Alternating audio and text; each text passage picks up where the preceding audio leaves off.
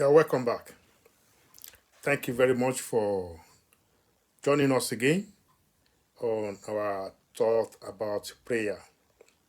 The last time we were talking about prayer that produce results, and today I'd like to continue with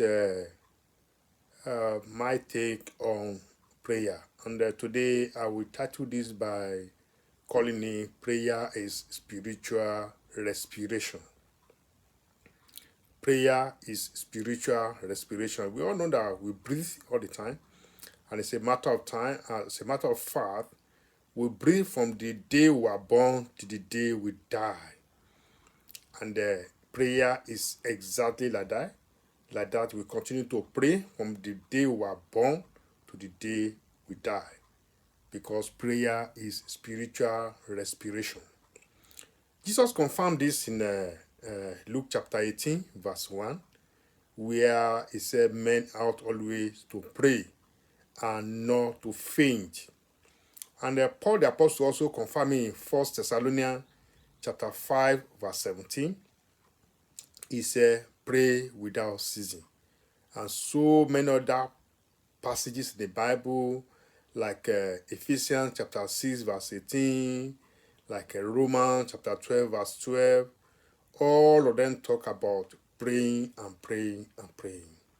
And they confirm that prayer is spiritual respiration. You know, if you compare it to breathing, there are three types of breathing. Professionals have identified normal breathing as when you are breathing, the breathing that is about 12 to 14 times in a minute. That's normal breathing. You breathe 12 to 14 times in a minute. There's also fast breathing, panting.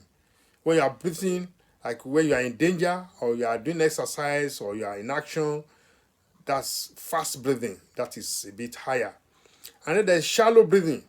And shallow breathing is when the breathing is not normal, it's not getting through, and it's like when somebody is about to give up, when someone is about to die. Are you out of breath spiritually? Are you suffocating in the place of prayer? Are you choking? There are even diseases that affect breathing, like COPD, asthma, angina, sinuses, and so on and so forth. And it could be that somebody who is not able to pray, or somebody whose prayer is not producing result, is suffering from any of these spiritual diseases.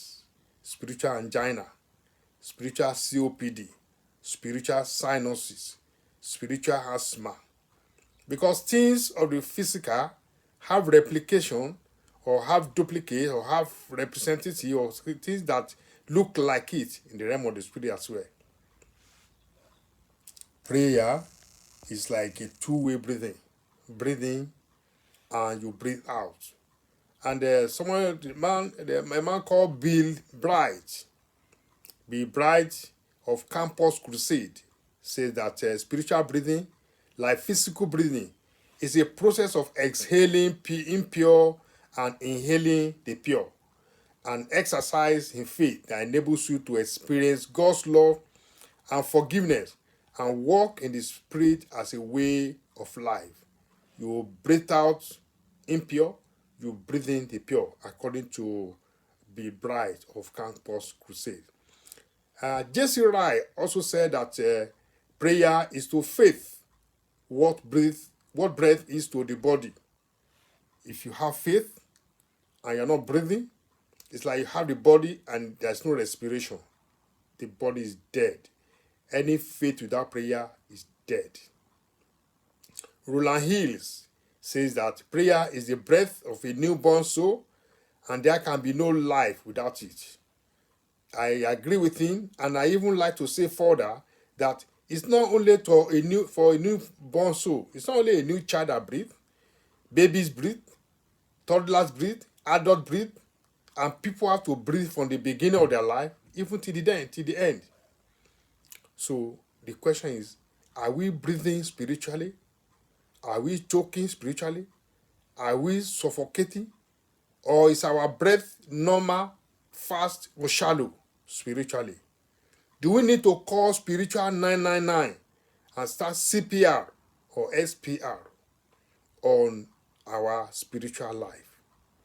When the breathing is shallow, it is time to call 999. It is time to start CPR and get the breathing to normalize. There are actually many other things that people think about prayer. Maybe if we hear other people's thoughts about prayer, we might give more attention to details about prayer.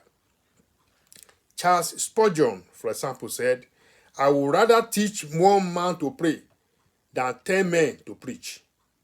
We know, some of us know Charles Spurgeon, the Baptist preacher in London. He said he would rather teach one man to pray than 10 men to preach. Another man, Andrew Murray. These are men and women that know about prayer. They have experienced prayer. They have seen prayer. He said the man who mobilized the Christian church to pray will make the greatest contribution to world evangelization in history. That is Andrew Murray. And Oswald Chambers said, we have to pray with our eyes on God, not on the difficulties. All of these are what we keep on saying about prayer, but we are hearing from professionals, people who have achieved through prayer, people who have conquered through prayer, people who have done exploit through prayer. Emmy Andros said, there is no other activity in life so important as that of prayer. Every other activity depends upon prayer for its best efficiency. Every other activity depends on prayer for it to be effective, to be efficient. And John Bunyan, we know John Bunyan, Pilgrim Progress, he said, he who runs from God in the morning will scarcely find him the rest of the day. And some of us are used to rushing to work, rushing out. He said, he or she that runs from God in the morning will scarcely find him the rest of the day. That's John Bunyan. And E.M. Barnes said, prayer is not learned in a classroom, but in the closet. That is to say, the art of learning how to pray is to pray. You start it anyhow until you graduate, until you go on and on about it, on it. And again, Andrew Murray has another thing to say about prayer. He said, we must begin to believe that God, in the mystery of prayer, has entrusted us with a force that can move the heavenly world and can bring his power down on earth. Andrew Murray. Mother Teresa said that prayer is not asking. Prayer is putting oneself in the hands of God at his disposition and listening to his voice in the depths of our hearts. We all know Mother Teresa. That is what she said about prayer. And C.S. Lewis said, prayer is relying on God. We rely on God to begin all over again every day as if nothing has yet been done. So the one you pray yesterday, yes, it's good, but you start again today and you continue. And the pastor of Shadowback Community Church, Rick Warren, said, the more you pray, the less you will panic. The more you worship, the less you worry. You will feel more patient and less pressured. Martin Luther, the Christian revolutionarist, said that he said, I have so much to do that I shall spend the first 3 hours in prayer. Because he has a lot to do. So he's going to spend the first 3 hours of the day in prayer. I wonder what would have happened if he had less to do. I hope we are gaining something. Oswald Chambers said, prayer does not fit us for the greater work. Prayer is the greater work itself. And lastly, D.L. Moody said, he who needs the most stands the best. These are thoughts about prayer. These are ideas about prayer from the horse's mouth, from the mouth of people who have done a lot exploit through prayer. I'd like you to give a little more thought to prayer so that we can continue and we can begin and continue to do exploits through prayer. Until I come your way again, keep on praying. We'd like to continue this series until we actually begin to pray. Thank you very much for listening. God bless you. Bye.